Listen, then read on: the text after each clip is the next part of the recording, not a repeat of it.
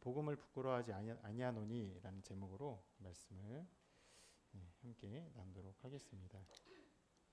우리는 지난주에 그러므로 복음 전하기를 원하노라 라는 제목으로 로마서 1장 14절 15절 말씀 살펴보았습니다.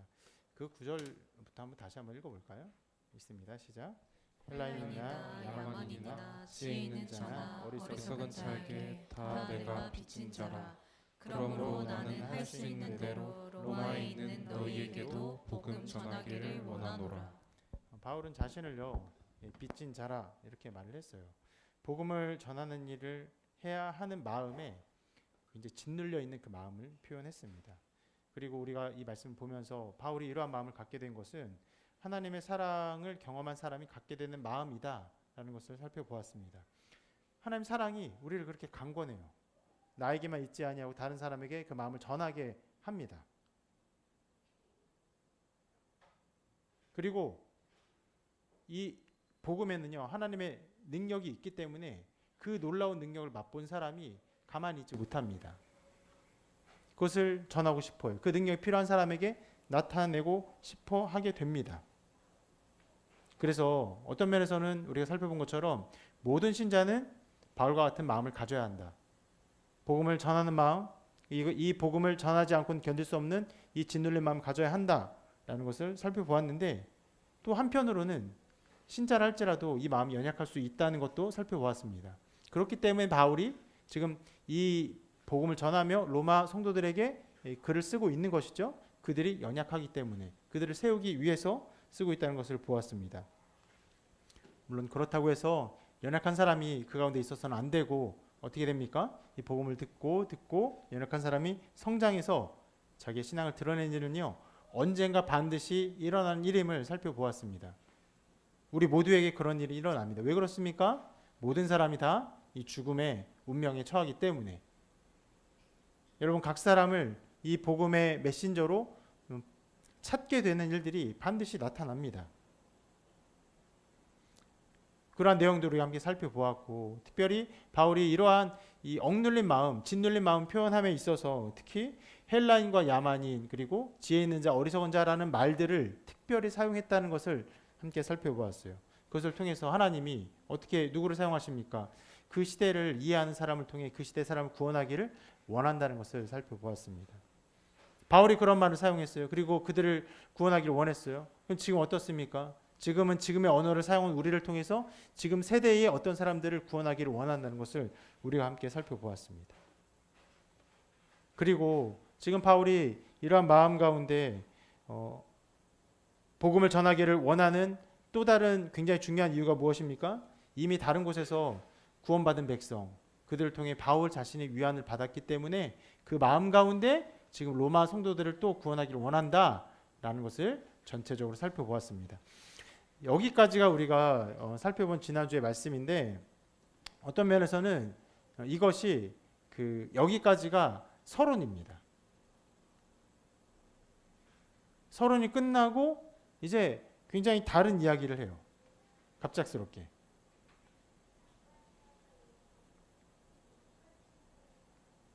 내가 너희에게도 복음 전하기를 원한다 하고는 갑자기 말이 전환돼서 내가 복음을 부끄러워하지 아니하노니 라고 말을 합니다. 이렇게 표현하죠. 본격적인 복음 메시지의 시작입니다. 그래서 어떤 면에서는요, 이 복음이라는 말이 나왔기 때문에 이 복음 안에서 실은 모든 것들을 서술할 수 있습니다. 그리고 이 복음의 어떤 결과이기 때문에 바울이 저런 마음, 부끄러워하지 아니하는 마음, 이런 마음을 가지고 있는 결과를 가져왔어요. 그럼 복음이 무엇이냐를 다 설명할 수도 있습니다. 오늘 이 말씀을 통해서 몇 가지를 좀 살펴보고자 하는데, 기본적으로 이 구문 자체를 문학적으로 생각해 봅시다. 자, 이게 어떤 표현이냐면요, 고건법이라고 할 수 있어요. 그러니까 돌려 말하는 것입니다. 자, 부끄러워하지 아니한다라는 말은요, 실제로는 무엇을 의미하냐면은 나는 복음을 매우 자랑한다라는 표현이에요. 지금의 우리의 뉘앙스와는 조금 다릅니다. 뭐 예를 들어서 뭐 점심에 짜장면 먹겠습니까? 짜장면 나쁘지 않은데요. 여러분 그 굉장히 좋다는 말입니까? 아니면은 소소하다는 말입니까? 예, 소소하다는 의미가 더 강해요. 예. 그런데 이 말은 그렇지 않아요. 복음 부끄러워하지 아니한다. 그래서 복음 뭐 괜찮지. 그렇게 부끄러운 일은 이게 아니에요. 예. 이 면은 좀 알아야 돼. 그러니까 바울이 이 공언법을 매우 자주 사용합니다. 그 당시의 문화 속에서의 구문인데 그 공언법을 사용할 때마다 그 반대의 마음을 강렬하게 전하는 거예요. 이거는 문화마다 사회마다 굉장히 다릅니다. 예를 들어서 어떤 정치인들이 토론을 하는데 막 분노가 일어나서 그 사람에게 막 이렇게 언성을 높이고 강력하게 막 따지잖아요. 그럼 그럴 수 있다고 우리는 이해합니다. 근데 어떤 나라에서는 누군가가 논쟁 가운데 소리가 커지잖아요. 그 사람이 이 논쟁에 졌다라고 판단하는 경우가 있습니다. 그래서 정중한 말투로, 조용한 말투로 그 말들을 전체적으로 조목조목 따지는 사람들이 훨씬 그 논쟁을 지혜 있게 그리고 온전하게 이끌고 가는 승리자로 여기는 경우가 있습니다. 그렇게 문화마다 모든 것들이 다른데 이 공언법이 실은 그래요. 그래서 이것을 볼 때마다 여러분 그 반대를 강력하게 보면 됩니다. 내가 복음을 너무 자랑한다 라는 말로 이해하면 됩니다. 그런데 이 구문을 내가 복음을 부끄러워하지 아니하노니 라는 것들을 그렇게 문학적으로 그 당시에 이것은 공언법이고 매우 자랑한다는 것을 다르게 표현한 것이야 라고 해석할 수 있습니다. 그런데 또 다른 면에서는 이런 부분들을 살펴볼 수 있어요. 뭐냐면 복음을 부끄러워했던 사람이 있기 때문에 이러한 말들을 말하고 있는 것입니다. 자, 공언법이라고 하지만 여러분 이 말 자체, 부끄러워하지 아니한다는 말 자체에는 복음을 부끄러워한다는 어떤 개념이 녹아 있습니까? 안 녹아 있습니까? 녹아 있죠. 예를 들어 아까 짜장면의 예를 들면은 나 짜장면을 싫어하지 아니한다면 짜장면 자체를 좋아하고 말고의 어떤 그 호불호의 개념이 녹아 있는 거잖아요. 뭐 어떤 사람이 뭐 말을 할 때 나는 태양을 부끄러워하지 아니하노니 이런 말이 좀 가능합니까? 태양이라는 개념 자체는 부끄러워한다는 개념이 없는 거예요. 이런 말을 가능합니까? 나는 한국인이 부끄럽지 않아. 이건 말이 가능합니까? 이거 가능해요. 왜요? 어떤 사람은 한국인을 되게 조롱하고 멸시하는 그런 개념들이 있기 때문에. 뭐 더 좀 다르게 말해볼까요? 나는 중국인인 게 부끄럽지 않아. 이런 말이 다른 나라에서 어떤 면에서 통용될 수 있는 말입니까? 예, 통용될 수 있어요. 꽤 많은 면에서 중국인들을 사람들이 싫어하거나 또 비하거나 하는 일들이 많이 있기 때문에 그런 말들이 가능합니다. 자, 그 면에서 이 복음을 부끄러워하지 아니한다는 말 속에는 복음을 부끄러워한다는 어떤 개념이 속해 있는 것이 그 면에서 실은 몇 가지를 살펴볼 수 있는데 복음을 부끄러워하는 어떤 사람들을 가정하고 있는 것이에요. 바울이 그것을 가정했다는 것은 실은 그 사람들을 끄집어내서 너 복음 부끄러워해? 나는 부끄러워하지 않는데 이런 말로 하는 것이 아니라 어떤 면에서는 사랑하는 아버지의 마음으로 내가 복음을 부끄러워하지 아니한다 라고 하며 그들의 연약함을 어떤 면에서는 부드럽게 이끌고 있는 것이죠. 실제로 이 모든 그 진술의 목적이 뭐예요? 로마서의 진술의 목적이 뭐예요? 로마에 있는 성도들을 견고하게 하려는 것이에요. 그들 중에 어떤 사람 복음을 부끄러워하는 사람들이 있다는 것이에요. 그들을 견고하게 이끌기 위해서 아버지의 마음으로 내가 복음을 부끄러워하지 아니하노니 라고 말하는 거예요.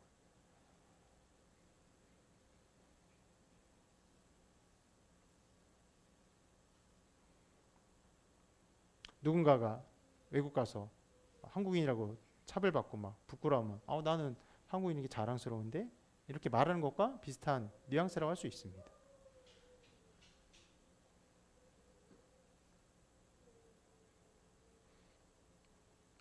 그리고 이 안에 실은 굉장히 좀 생각해 볼 것들이 있는데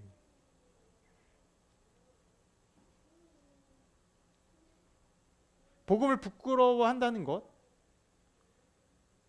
그것은 어떤 면에서는요 신앙을 완전하게 확신한다는 것입니까? 아니면 신앙에 대해서 확신하지 못하고 좀 의심하거나 그런 마음이 있다는 것입니까? 당연히 그런 마음이 있다는 것이죠. 그 면에서 어떤 종류의, 그러니까 작은 부분에서의 어떤 의심이나 이런 마음이 전혀 없이 완전한 확신으로 있다고 한다면 실상 그 마음에 외부에서 누군가가 그 비난한다 할지라도 부끄러워한다는 개념 자체는 거의 없을 거예요. 그 면에서 이 부끄러워한다는 말의 속에는 그 신앙에 대해서 의심한다거나 그래서 그것에 대해서 의구를 품는다거나 하는 일들이 있다는 것을 생각해 볼 수 있어요.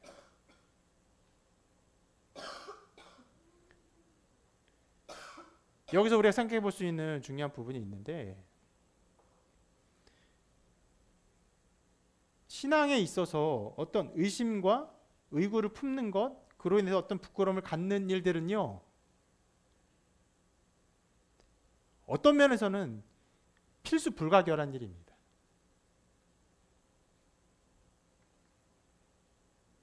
이걸 다르게 얘기해 볼게요. 이렇게 말할 수 있어요. 신앙에 있어서 의심의 마음을 전혀 갖지 않는 것은요, 어떤 면에서 기독교의 메시지에 대한 명백한 이해가 없다는 것일 수 있어요. 예를 들어서 어린아이가, 아주 어린아이가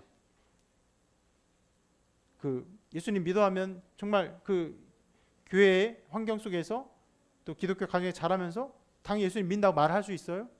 예수님 믿는 게 부끄러워하면 어린아이가 그런 것들에 대해서 나 부끄럽지 않아요. 부끄러운가? 뭐 이런 생각이 있습니까? 없습니까? 전혀 없다는 거예요. 왜 그렇습니까? 거기서 확실하게 확신해서 그렇습니까? 아니요. 어떤 면에서는 기독교 메시지를 잘 모르고 있기 때문에. 그래, 이런 일이 있는데 기독교 메시지를 알면 알아요. 더 많이 알아요. 그런 가운데 어떤 일이 벌어지냐면은 내가 불신한 가운데 있었구나. 내가 잘못 알고 있었던 것이 있었구나. 라고 하면서 어떤 면에서는 자기의 신앙과 삶에 대한 자기의 모든 그 기독교 배경과 삶 자체, 그리고 어떤 면에서 신앙에 대한 의심과 의유가 막 일어나요. 그러면 스스로 부끄러워지기도 하고 말하는 것이 부끄러운 일들이 벌어집니다.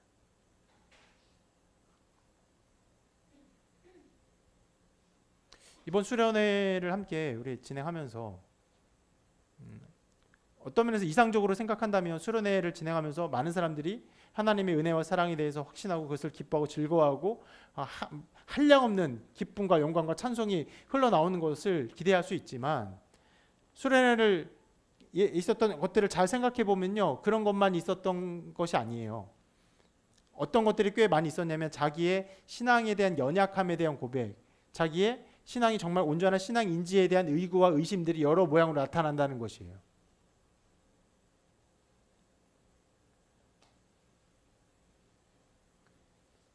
그런 이야기들이 함께 이야기 나눌 때 한켠에서는 잘못 생각하면요, 이 수련회가 은혜롭지 않았구나, 이 수련회의 어떤 것들을 이 사람이 잘 몰랐구나, 메시지를 잘 이해하지 못했구나 라고 생각할 수 있는데, 실은 그 정반대일 수 있어요. 무슨 말이냐면 듣고 이해하기 시작하니까 자기가 서 있었던 그 자리에 대해서 비로소 내가 나의 힘과 나의 노력이 어떤 것들에 의존하고 있었구나를 알게 되는 거예요.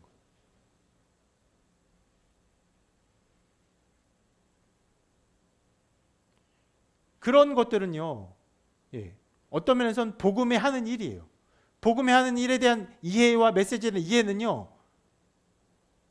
자기의 의심, 자기에 대한 연약함, 그 성경에 나온 어떤 말로 한다면 화로다 나여 망하게 되었도다 라고 하는 어떤 고백들을 자연스럽게 이끌어가요. 신앙의 그 전 단계에서는 실은 어떤 면에서는요, 지극한 자기에 대한 불신앙, 자기에 대한 믿음 없음, 자기 신앙에 대한 그 멸망에 대한 고백, 이런 것들이 일어납니다.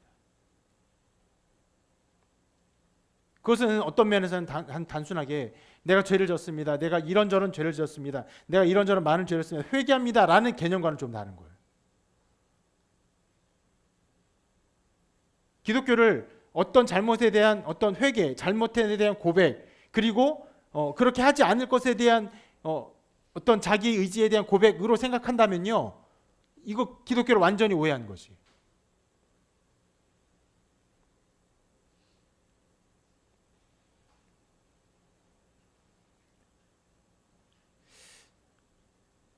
그래서 실상 굉장히 많은 제 지난 날에 사역의 일들, 또 제가 경험했던 많은 교회의 사역의 어떤 걸음 속에서 적지 않은 사람들이 이런 걸음을 걸어요. 회개해요. 회개하는데 자기 어떤 잘못들을 얘기합니다. 그리고 그렇게 안 하기를 고백해요. 그런데 그것이 기독교의 전부인 것처럼 생각하고 살아가요. 특히 수련회 때 그런 일이 많이 벌어집니다. 아주 자연스럽게 수련회 가운데 여러분 며칠 고작 3일밖에 보내지 않았지만 그 3일 동안 여러분 어떤 죄에 대한 강렬한 욕구가 충만해서 여러분을 괴롭혔습니까? 그런 일 없다고요. 그래서 그 죄에 대한 이런 것들이 유혹으로 별로 다가오지 않아요. 그리고는 말씀을 들으면서 나의 잘못들을 생각하고 또 기도하면서 내가 이런저런 죄를 지었구나라고 고백하고 회개 기도합니다. 그러면서 나는 정말 이런 것들을 이제 멀리하고 정말 은혜 가운데 믿음으로 온전한 삶을 살 거야라는 어떤 고백들을 자연스럽게 하게 돼요. 근데 그 모든 일이 어떤 식으로 작용할 수 있는 거냐면 순전하게 내가 어떤 잘못을 행하고 혹은 행하지 않고 그것으로 말미암아 구원을 받고 받지 않고 라고 하는 순전하게 자기 본의의 신앙이 어떠함으로 꽉 차 있을 수 있어요. 그래서 어떤 일이 벌어집니까? 수련이 끝나자마자 곧장 자기 삶으로 돌아가면 수많은 죄의 유혹들이 들어와요. 거기 넘어갑니다. 그리고는 자기가 은혜 받았고 자기가 예수님 믿었고 구원받았다는 모든 사실에 대한 완전한 회의를 갖게 돼요. 의심해요. 그 모든 일의 근거가 어디에 있는 것입니까? 자, 어떤 일을 행했느냐 행하지 않았느냐의 근거에 있는 것이에요. 예수 그리스도가 나의 모든 죄를 위해서 죽으셨냐 그것을 믿느냐에 대한 그런 믿음이 아니에요.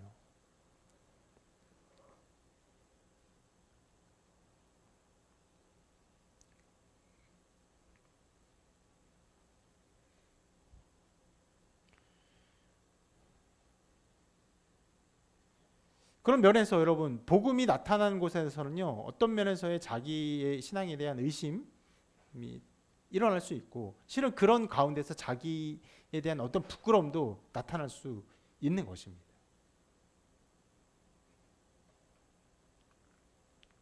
진짜 복음이 강력하게 하나님의 영광과 능력 가운데 말할 수 없는 능력으로 선포될 때는요 모든 사람이 자복합니다. 어떤 면에서는 이미 구원받은 그 구원의 확신을 가지고 있었던 어떤 사람들조차도 그 안에 자복해요.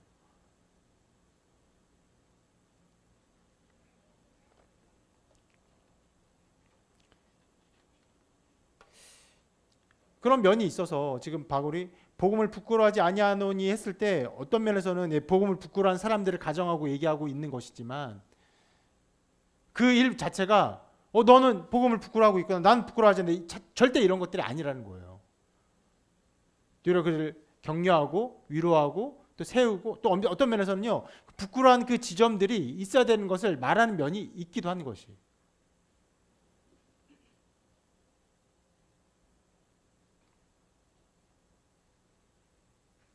그리고 이 복음을 부끄러워한다는 어떤 개념은요. 방금 말했던 면에서 실은 또 다른 부분을 생각할 수 있는데 이 복음 자체가 굉장히 단순한 것이기 때문에 부끄러운 것일 수도 있습니다.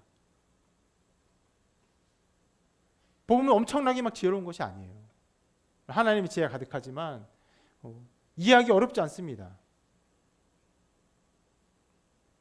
여러분들은 꽤 어렵다고 생각하는 부분이 있을 수 있는데 조금 더 충분한 시간을 가집시다. 조금 더 충분한 시간을 가지면요 복음에 대한 이해가 명료하게 나타날 것이에요.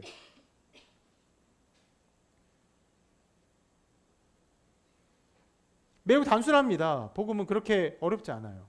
그렇기 때문에 실은 부끄러운 것일 수 있어요. 그런데 그래서 일어날 일이 있습니다. 복음이 그 모든 사람, 지혜 있는 자든지 지혜 없는 자든지 모든 사람을 이것 가운데 고발해요. 낮아지게 합니다. 복음은 선명하게 선포됩니다. 단순하게 드러나요. 그리고 그것을 나타내요. 모든 지혜와 지식이 그 안에 더러운 옷 같은 것일 뿐임을 드러냅니다. 그래서 복음이 하는 일이 있습니다. 복음은요, 언제나 자연인의 마음에 상처를 줍니다. 여러분, 예를 들어 불교의 메시지를 한번 생각해 봅시다. 여러분 불교 방송 보신 적 있으십니까? 예, 꽤 들을만해요. 예. 왜요? 그다지 뭐 상처를 주는 일이 없습니다. 모든 사람의 마음을 아울러요. 그들 마음에 어떠한 것들을 위로합니다. 격려합니다. 그렇게 할 수 있다고 말합니다. 그러나 복음은 그렇지 않아요. 단순하게 전해줘도 다른 사람들에게 상처를 줍니다. 단순한 메시지 안에서 그 사람이 죄인됨을 드러내요.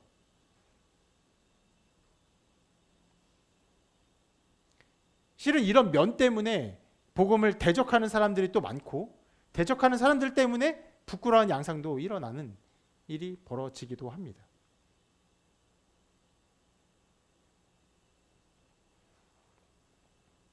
자, 이렇게 복음을 부끄러워하지 않는 사실에 대해 몇 가지 요소들을 함께 살펴보았는데요. 다시 이 복음을 왜 부끄러워하지 않는가에 대해서 좀 긍정적인 면에서의 이 메시지를 좀 더 살펴보고자 합니다. 바울이 복음을 부끄러워하지 아니한다, 복음을 자랑한다. 왜 그렇습니까? 기본적으로 복음은요, 좋은 소식이기 때문에 그래요. 그 목표에 있어도 좋은 소식이고 그 방법에 있어서도 좋은 소식입니다. 아무리 여러분 그 목표가 좋은 소식이라 할지라도 방법이 좋은 소식이 아니면요, 그건 좋은 소식이 될 수 없어요.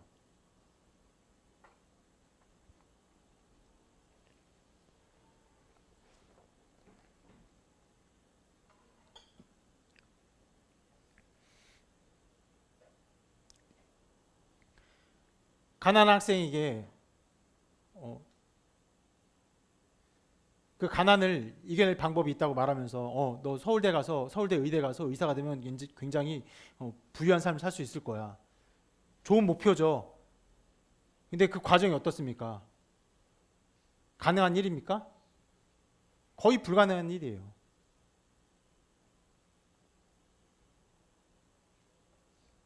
그 과정이 좋은 소식이어도 그 목표가 좋은 소식이 아닐 수도 있어요. 함께 지금 무언가 즐길 거리를 찾고 그래서 행복하게 재밌게 즐기면 지금 당장은 좋아요. 그러나 그 이후에 그로 말미암아 나타나는 결과들은 좋지 않은 것이죠. 복음은 그 목적에 있어서도 좋은 소식입니다. 우리에게 좋은 그 소식인 구원을 가져다 줘요. 우리의 죽음과 생명에 관련된 것들을 알려줍니다.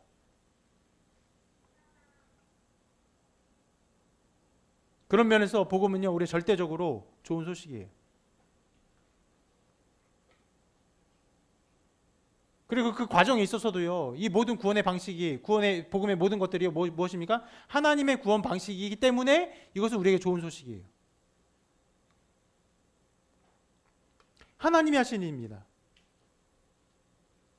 그래서 여러분 복음을 잘 듣고 잘 들으면요, 실상 복음에 있어서 여러분들이 한 어떤 것들이 나타나는 것이 아니라 하나님이 하신 일이 많이 선포되고 드러나야 해요. 어디로부터요? 하나님이 태초에 천지를 창조하시고 그리고 인류를 만드시고 그 안에 인류가 죄를 지은 그때부터 아담과 하와에게 가죽옷을 지어 입히시며 그들의 그 원시복음을 주시며 그들을 구원할 작정을 하나님이 하셨다는 것부터 시작해야 합니다.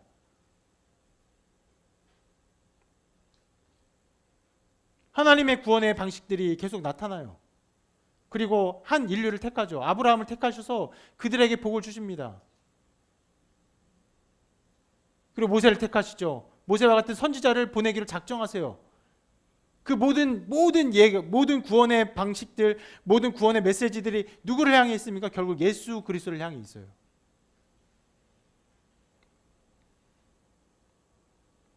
그리고 예수님이 우리를 위해서 사시고 이 땅에 오시고 모든 하나님의 말씀을 이루시고 우리를 위해서 죽으시고 부활하셨습니다. 이 모든 일이 하나님의 복음이에요. 그리고 그리스도의 복음입니다. 하나님이 하신 일이에요. 우리는 무엇을 합니까? 아무것도 요구하지. 단 하나만 요구. 믿는 것. 내가 이것을 믿느냐.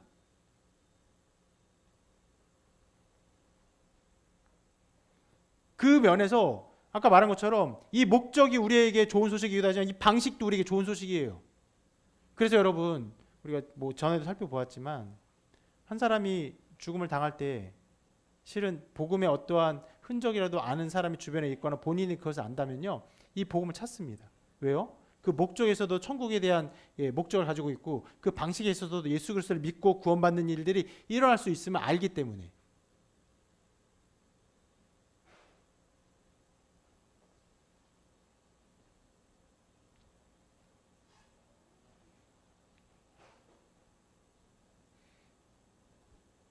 이 모든 일이 복음을 자랑하게 하는 일입니다. 복음을 즐거워하게 하는 일이에요.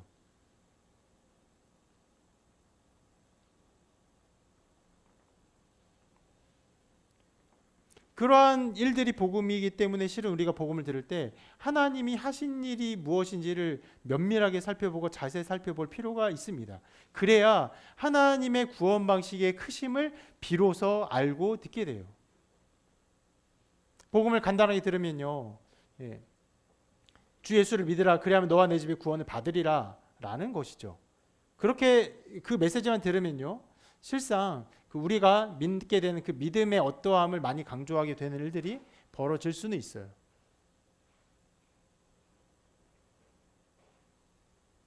그러나 그 말에서 나오는 주 예수가 과연 누구십니까? 어떤 분이세요? 주 예수를 믿는다는 게 과연 무엇을 의미하는 것이에요?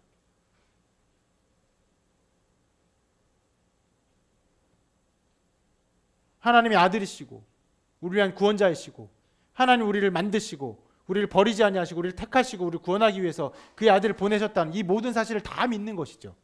거기에 주 예수를 믿는다는 것이 포함되어 있어서 주 예수 안에는요, 하나님에 대한 모든 일들이 많이 드러나 있어요.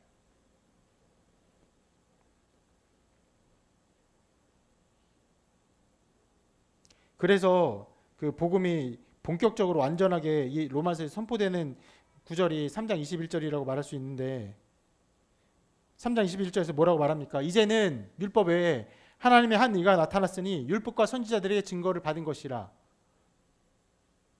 자, 하나님의 의가 나타나, 하나님의 의입니다. 하나님의 방법이에요.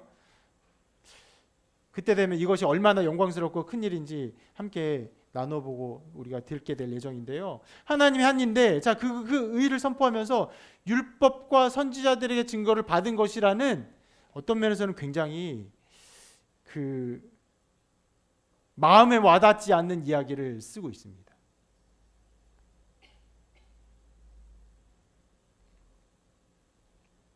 율법과 선지자들, 말 그대로 구약 성경이라고 말하면 돼요. 구약 성경의 모든 일, 구약 성경에 나타난 모든 역사를 통해 예수 그리스도가 증거를 받으셨다. 무슨 말입니까? 하나님이 우리를 구원하기 위해서 그 모든 일을 이루셨다라고 말하고 있는 거예요. 그래서 하나님의 한 의라고 선포하는 것입니다.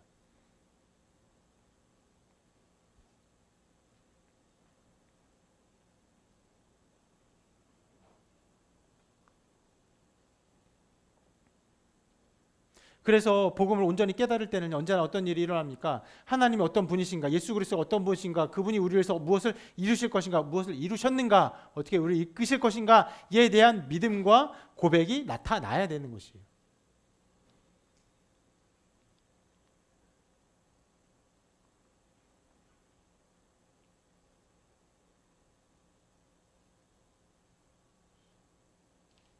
이번 수련회를 하면서 여러분, 수련회를 이렇게 쭉 하면서 여러분들에게 가장 큰 소망이 됐던 부분이 무엇입니까?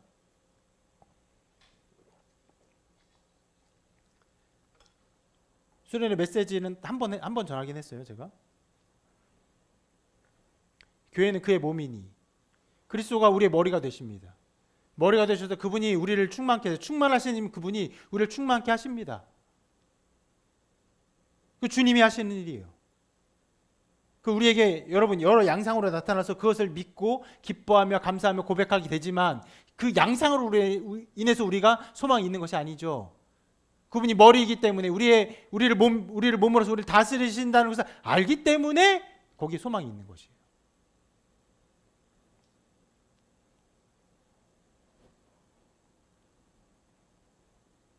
하나님의 구원 방식, 하나님의 능력이 하나님이 하시는 일들, 이 하나님이 이 모든 복음에 대한 것들을 듣고 깨달을 때, 하나님이 그렇게 하심을 믿을 때 우리가 그 안에서 비로소 기쁨을 누리고 평안을 누리며 하나님을 더 자랑하며 즐거워할 수 있게 되는 것이에요. 세상 여러분, 우리 삶에 나타나는 그 양상들이 어떠한 것들은요, 아까 말한 것처럼 기도하면서 회개하며 울며 어떤 우리의 마음의 통회함을 가져주는 열매들로 나타날 수 있습니다. 함께 기뻐하며 찬양하며 서로 사랑하는 어떤 양상들로 나타날 수 있어요. 그런데 여러분, 우리에게 나타나는 그 양상들은요, 하나님이 우리를 구원하기 위해서 구원을 작정하시고 일하시고 역사하신 그 모든 인류 역사의 모든 것들, 심지어 어떻게 말했습니까? 우리를 태초에 작정하셨어요. 우리를 이미 작정하셨어요. 거기서부터 일어난 엄청난 일들이에요. 그 모든 하나님 구원 사역에 비하면요, 우리 삶에 지금 2024년 8월 어느 날에 나타난 우리 마음의 어떤 양상들의 어떠한 것들, 그 증거들, 작은 증거들은요, 실은 굉장히 미미한 것이라고 할 수 있어요. 그것도 허락하시는 이유는 우리가 그 작은 것에 굉장히 영향을 받는 연약한 존재이기 때문에 그것들을 허락하시는 것이죠. 우리의 마음에 감동 주시고 마음의 생각에 어떤 깨달음을 주시고 그 기뻐하게 즐거워하게 하시고. 근데 그 양상들, 그 결과 열매들은요, 실은 하나님이 준비하신 그 엄청난 일들, 예수 그리스도 앞에 나타난 그 영광의 복음들, 예수님이 하신 그 모든 일들에 비하면 정말 작은 일들이.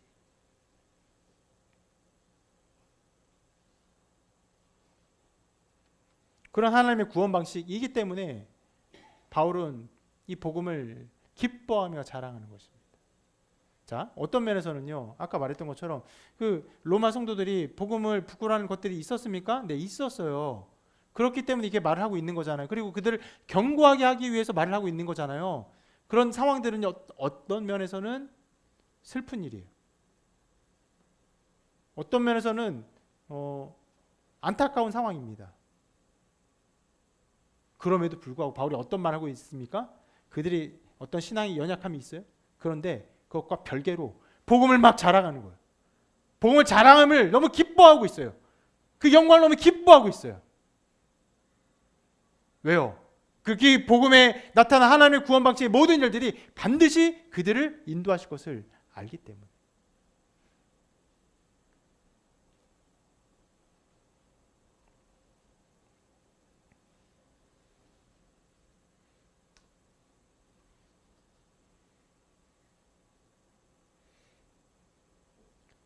그것은요, 이 복음 안에 하나님의 능력이 있다는 것을 말합니다.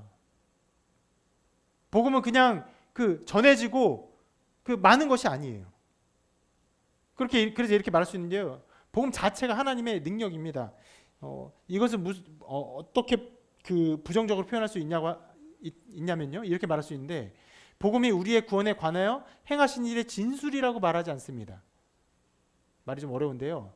자, 복음, 예수님이 우리에서 죽으셨습니다. 우리 위해서 십자가에 못 박혀 죽으셨습니다. 그리고 부활하셨습니다. 이 모든 것들, 이 하나의 복음의 진술들이죠.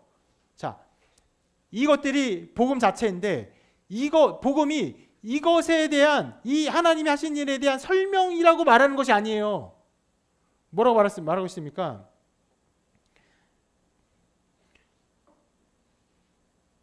오늘 16절에 말하는 것처럼 이 복음은 모든 믿는 자에게 구원을 주시는 하나님의 능력이 됨이라. 능력이에요.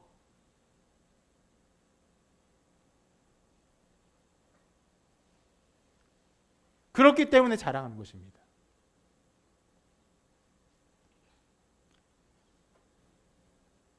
우리에게 일어난 양상과 이 복음의 능력이 어떠한지 좀 비교해 봅시다.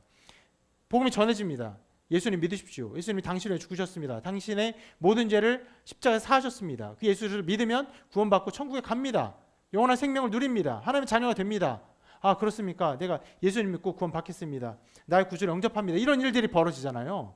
이런 일이 벌어질 때 그래서 메시지가 있고 이거 그에 대한 설명을 듣고 내가 그것을 믿기로 작정하고 믿고 이런 일이 벌어지지만 실상 여러분 제가 수련회 때 말했지만 이 모든 일이 벌어지는 일의 근거는 무엇입니까? 이미 택함 받은 백성을 구원하시는 하나님의 부르심이 그 안에 있는 거예요. 이 복음이 능력이 있어서 그것을 했을 때 그 사람이 그것을 반응케 하는 중생의 일들을 일으키는 것이에요. 다시 설명하면은 누가 복음을 듣고 정말 그렇구나.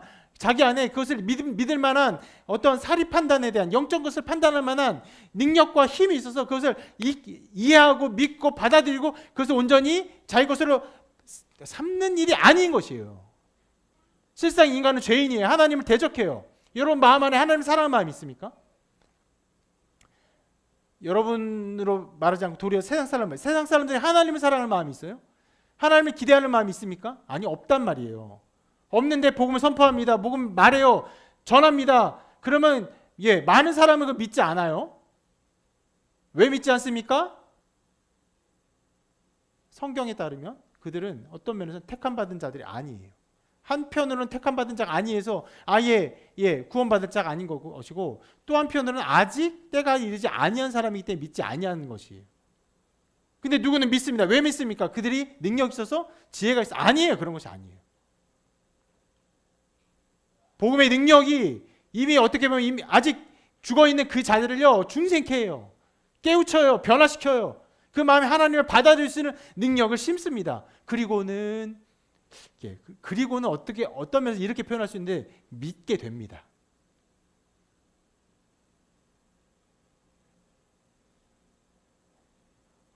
당신의 영혼은 죄로 말미암아 죽을 영혼입니다. 죄로 말미암아 멸망받을 영혼입니다. 라고 했을 때 실은 그것을 곱게 들을 사람이 어디 있습니까? 근데 이 모든 하나님의 복음 메시지를 전할 때 그것을 듣고는 자기의 영혼이 정말 죄인인 것을 알고 깨닫고 듣고 그리고 이 복음을 들으면서 그것을 믿는 일들이 벌어져요. 그래서 복음 자체가 하나님의 능력이에요. 죽은 사람 살리는 능력입니다. 그래서 어떤 면에서는 이 복음을 전할 때 굉장히 설득적으로 전할 수 있지만 이 복음의 어떠함은 분명히 선포가 있어요. 선포와 설득은 좀 다릅니다. 설득한다고 하면 하나님은 사랑이십니다. 하나님은 창조주이십니다. 이런저런 일들을 보면 하나님이 창조주이심을 우리가 분명히 알 수 있습니다. 이런 식으로 말하는 거예요. 선포는 그렇지 않아요. 외치는 거예요. 하나님은 창조주이십니다. 심판주이십니다. 하나님 우리를 구원하신 구원주이십니다. 예수 그리스도 선포합니다. 그리고 회개의 메시지 선포하죠. 회개하라. 그러니까 이런 것과 달라요. 당신이 이런저런 죄 짓지 않았습니까? 당신이 이런저런 많은 죄를 짓지 않았습니까? 그런 것들로 설명할 수 있어요. 근데 그것만으로 이루어지는 것은 아니에요. 회개하라.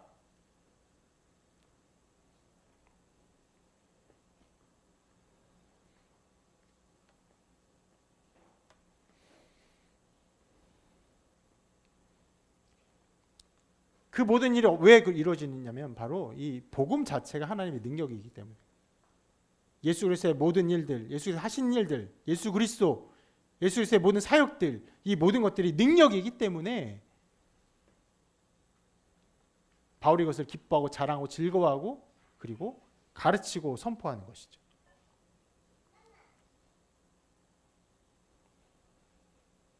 복음은요 실제로요 무엇을 말합니까? 적극적으로 하나님이 준비하시고 산출하시고 이루어 나가시는지를 말하고 있습니다. 자, 우리가 수련회 때도 본 말씀인데요. 이 말씀 한번 같이 읽어볼게요. 시작.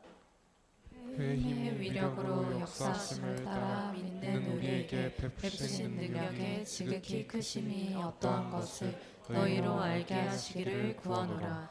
그의 능력이 그리스도 안에서 역사하사 죽은 자들 가운데서 다시 살리시고 하늘에서 자기의 오른편에 앉히사. 자, 이렇게 하는데 하나님이 모든 일을 하십니다. 실은 두 면이 있어요. 19절은 우리에게, 또 20절은 예수 그리스도께 하신 일들이 나타나는데, 자, 그의 힘의 위력으로 역사하심을 따라 믿는 우리에게, 자, 우리가 어떻게 믿게 되었어요? 하나님의 위력으로 역사하여서 우리가 믿는 것이에요.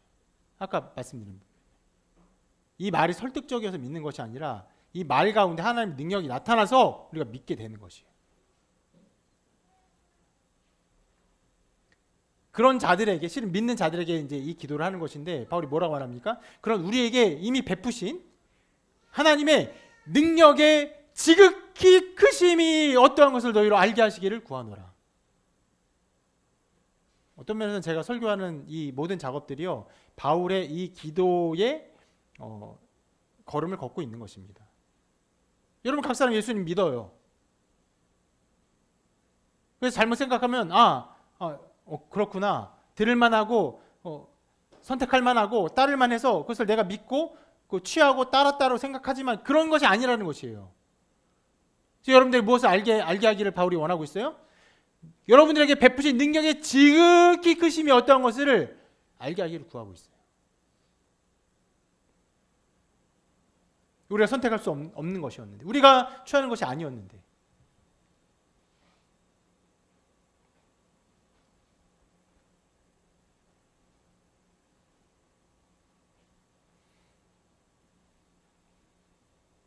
이러한 모든 진술들은요, 우리의 믿음이 어떠해야 한다는 것을 드러냅니다. 믿음의 양상이 어떤 것입니까? 어떤 면에서는 겸손 자체예요. 내가 믿었다라고 말하기보다는 내가 믿지 아니할 수 없었다, 나를 믿게 하셨다라고 하는 어떤 뉘앙스와 고백들이 들어가 있는 것이에요.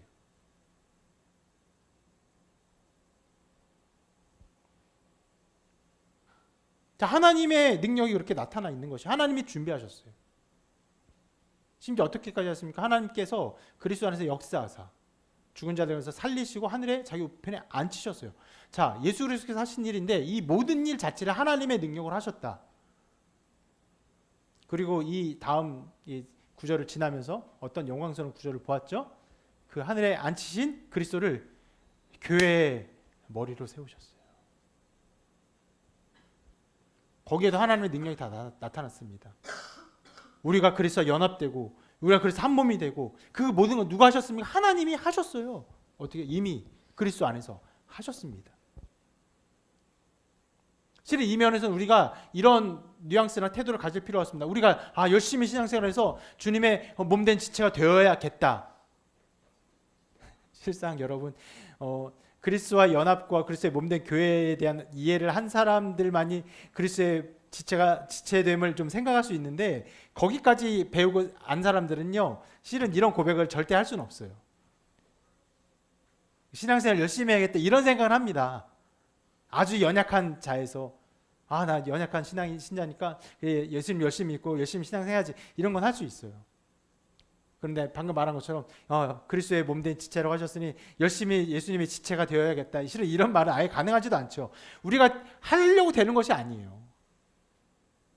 여러분 손가락이 여러분 몸에 붙어 있으려고 열심히 노력해서 손가락입니까? 아니죠.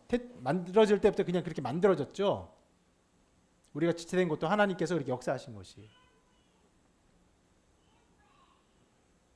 그러니까 하나님께서 이 모든 것을 이루신 것이 복음 안에 담겨 있는 것이. 또 이 부분도 한번 살펴볼게요. 에베소 2장 10절인데 함께 읽어보겠습니다. 시작. 우리는 그가 만드신 바라 그리스도 예수 안에서 선한 일을 위하여 지으심을 받은 자니, 이 일은 하나님이 전에 예비하사 우리로 그 가운데서 행하게 하려 하심이니라. 얼마나 영광스러운 진술입니까? 신자들이 뭐라고 고백합니까? 하나님이 만드신 바예요. 신자됨이 하나님이 이루신 바입니다. 내가 신자된 것은 내가 예수님 믿었고 내가 고백했기 때문에 신자가 아니라 하나님이 우리를 신자로 만드셨기 때문에 신자인 거예요. 그리스도 예수 안에서 선한 일을 위해 이미 지으심을 받았어요. 그렇게 우리가 만들어졌습니다. 언제요? 전에 예비하셨어요. 언제? 여러분들이 태어나기도 전에. 언제? 만물이 있기도 전에. 시간이 있기도 전에 영원한 작정 가운데 여러분을 작정하셨어요. 그리고 그 영원한 작정이 우리 삶 가운데 드러나게 하시죠. 기이한 가운데 여러분들이 복음을 듣게 하시고 예수님 만나게 하시고, 또 기이한 가운데 여러분들이 우리와 함께 만나게, 우리 교회를 만나게 하시고 복음을 듣게 하시고 복음을 깨닫게 하시고 이것을 고백하게 하시죠. 우리 삶 가운데 이 양상들이 나타납니다. 행하게 하십니다. 하나님을 찬송하게 하세요. 이 모든 일을 뭐라고 고백합니까? 그가 만드신 바라라고 고백하는 것이에요. 하나님이 이 모든 일을 하시기 때문에, 이 모든 능력이 나타났기 때문에 바울은 내가 복음을 부끄러워하지 아니한다라고 말하는 것이에요.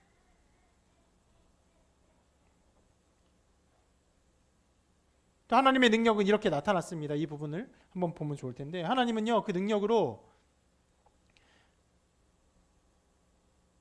하나가 빠진 것 같은데,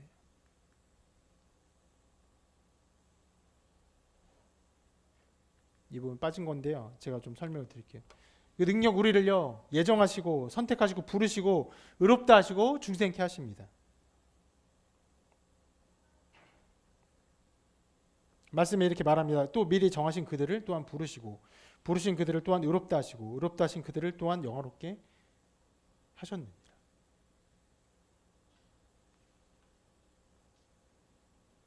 하나님의 능력 우리에게 그렇게 나타났습니다.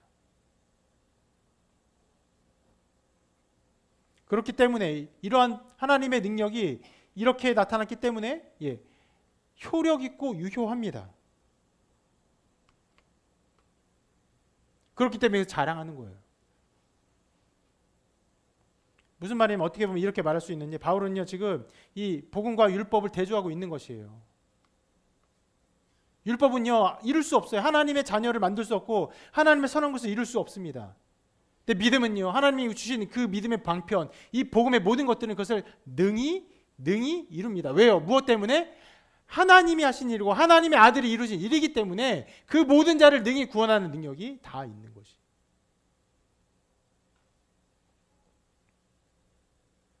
그리고 하나님의 능력이고 하나님의 권능이고 하나님의 복음이기 때문에 택한 자들을 모두를 유효하게 부르십니다.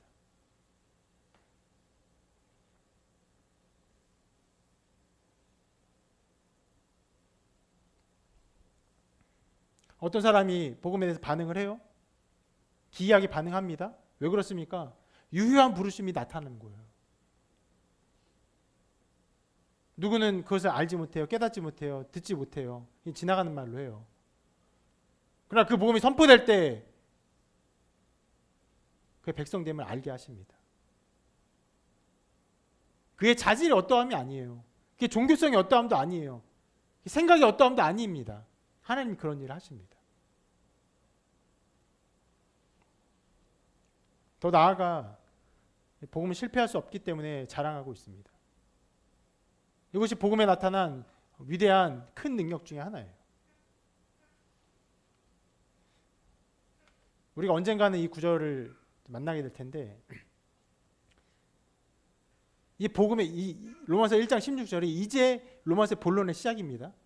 근데 실은 16절에 시작해서 3장 20절까지 서론을 거치고 3장 21절에 그러나 이제는 하면서 복음이 비로소 시작돼요. 그 복음이 시작된 이래로 하나의 결론이 맺어지는 것이 바로 8장 30절쯤에서 그 하나의 완전한 결론을 만나게 되는데, 그 결론에서 뭐라고 선포합니까? 이렇게 말합니다. 같이 읽어볼게요.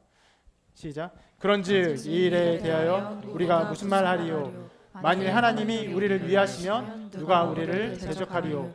자기 아들을 아끼지 아니하시고 우리 모든 사람을 위하여 내주시니가 어찌 그 아들과 함께 모든 것을 우리에게 주시지 아니하겠느냐? 누가 능히 하나님께서 택하신 자들을 고발하리요? 의롭다 하신 이는 하나님이시니 누가 정죄하리요? 죽으실 뿐 아니라 다시 살아나신 이는 그리스도 예수시니 그는 하나님 우편에 계신 자요 우리를 위하여 간구하시는 자시니라. 아무도 대적할 수 없어요. 아무도 우리를 막을 수 없습니다. 하나님이 하셨습니다. 하나님이 다 이루셨어요.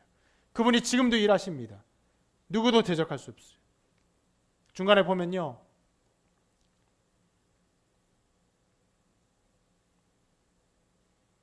누가 능히 하나님께서 택하신 자들을 고발하리요?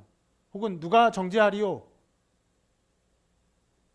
라고 말을 하는데 실상 여러분, 우리 신앙생활에 있어서 우리의 신앙이 어떠함을 자기 스스로가 고발하고 정죄합니다. 너가 그리스도이냐? 너가 그렇게 해서 그리스도이냐? 너가 신자라고 말할 수 있어? 끊임없이 그렇게 고발하고 정죄하는데요. 그럴 때마다 우리가 내세울 수 있는 유일한 단 한 가지의 깃발이 있어요. 예수 그리스도께서 나를 위해 죽으셨다. 예수 그리스도께서 나를 위해 죽으시고 부활하셨다. 절대적으로 변하지 않는 그 사실이 나에게 이루어졌다.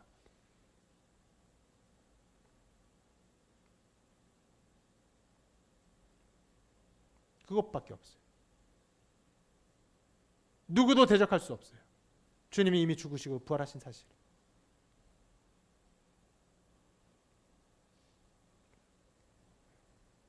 더 고발할 때도 있습니다. 그래, 네가 그렇게 그걸 믿는다고? 믿는 자가 그렇게 행동할 수 있어?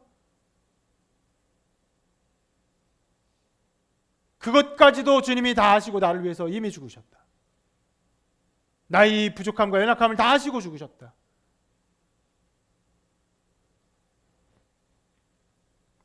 우리의 어떠한 조건도 거기에 들어갈 수 없기 때문에 주님이 나를 위해 죽으셨다.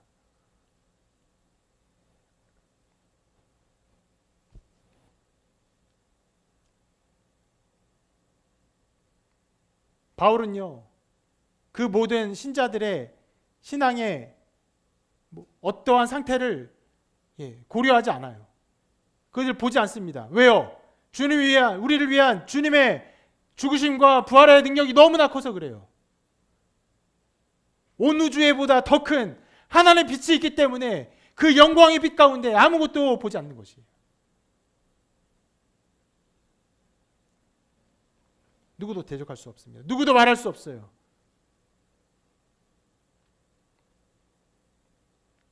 예수님이 우리를 죽으셨기 때문에.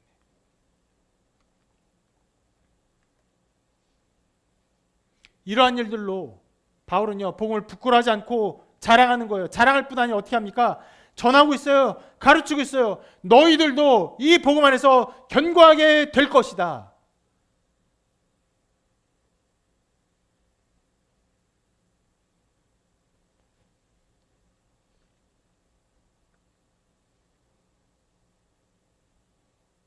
하나님이 하시는 일입니다.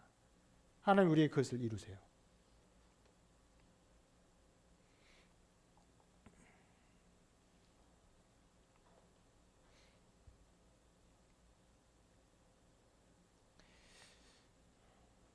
이런 것들을 바울이 말하고 있는데 우리가 이 복음에 대해서 말할 때 한 가지를 좀 이렇게 주의하며 염두에 둘 것이 있습니다. 그 뭐냐면 이제 복음은요, 문자만을 의미하는 것은 아니에요. 무슨 말이냐면, 자, 복음에 어떤 진술들이 있고 복음의 능력이 있는데 결국 그 모든 것은 진술로 이루어졌죠. 글자로 이루어졌습니다.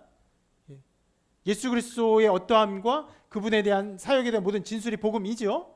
문자로 이루어졌는데 문자만을 의미하지 않아요. 무슨 말이냐면 이렇게 말합니다. 이 말씀 같이 읽어볼게요. 시작. 그가 또한 우리를 새 언약의 일꾼 되기에 만족하게 하셨으니 율법 조문으로 하지 아니하고 오직 영으로 함이니 율법 조문은 죽이는 것이요 영은 살리는 것이니라. 네, 우리를 무엇으로 부르십니까? 영으로 부르셨어요. 실은 영으로 부르셨다는 것은 가만히 있는데 아무것도 없이 갑자기 우리 마음에 어떤 영이 와서 그런 것들이 있는 것이 아니에요. 결국 그 영이 무엇으로 말미암아 우리에게 역사합니까? 복음을 통해서. 근데 복음을 통해 나타나는데 그 말씀이 우리에게 올 때 단순히 말씀을 듣고 우리 이지로 판단하고 생각하고 그것을 수용하는 것이 아니라 그 말씀에 하나님의 영이, 하나님의 능력이 우리 가운데 역사한다는 것을 말하는 것이. 그래서 이렇게 말합니다. 이는 우리 복음이 너에게 말로만 이른 것이 아니라 또한 능력과 성령과 큰 확신으로 된 것임이라. 우리가 너희 가운데서 너희를 위하여 어떤 사람이 된 것은 너희가 아는 바와 같으니라. 무엇입니까? 능력으로 된 것이. 나의 어떠함을 보지 않게 돼요. 실은 여러분, 사람은 끊임없이 자기 어떠함을 엄청나게 영향받아요. 진짜 작은 것에 엄청나게 영향받습니다. 근데 나의 어떠한 것을 의지하지 않고 주님만 의지하는, 주님의 그것만 바라보는 그런 일들이 나타나요. 하나님 능력이 나타나는 것입니다.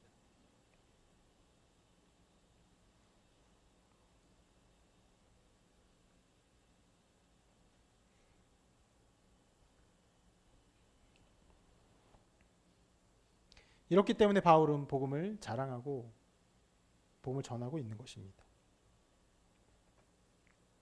그렇기 때문에 저도 여러분들에게 언제나 이 복음을 전하기를 힘쓰고 있는 것이고, 이 복음의 어떠함, 하나님의 어떠함, 하나님의 사역의 어떠함을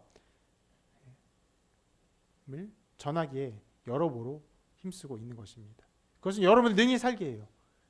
능히 하나님을 바라보게 합니다. 능히 주님만을 믿게 해요. 자기 어떠함을 바라보지 않게 합니다.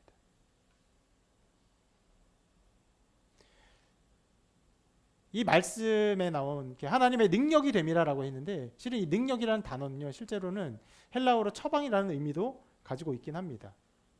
무엇입니까? 그것은 해결책이에요. 해결책이 있습니다. 그 글자 자체는 어떤 면에서 아무것도 아니에요. 여러분, 병원 가서 처방을 받아요. 약국 이런 약을 지어 먹으세요. 씁니다. 글자는 글자일 뿐이죠. 근데 실제로 그것이 실제로 약이 지어지고 하면 그대로 모든 것이 이루어지죠. 그렇습니다. 복음은 어떤 면 글자예요. 글자지만 그것이 하나님의 영으로 나타날 때 우리에게 능력이 되는 것이에요.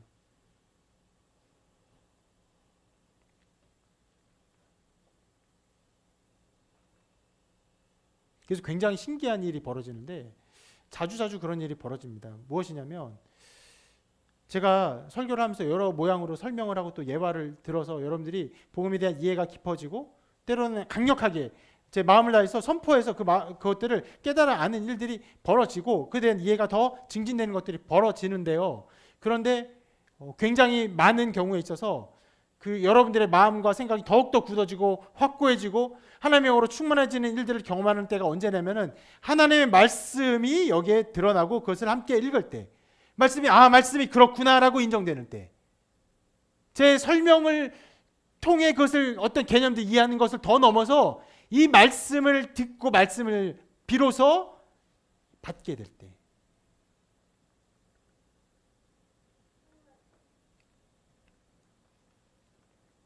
그런 일들이 일어남을 보게 됩니다.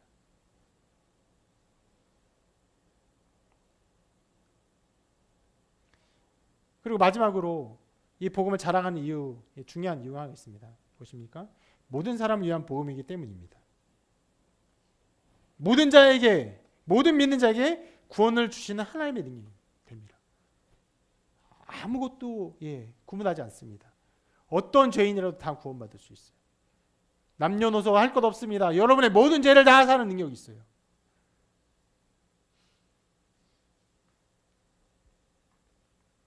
여러분의 정말 끈질기고 끈덕진 그 모든 죄를 능히 구원하고도 능히 사하고도 남는 능력이 주님께 있습니다.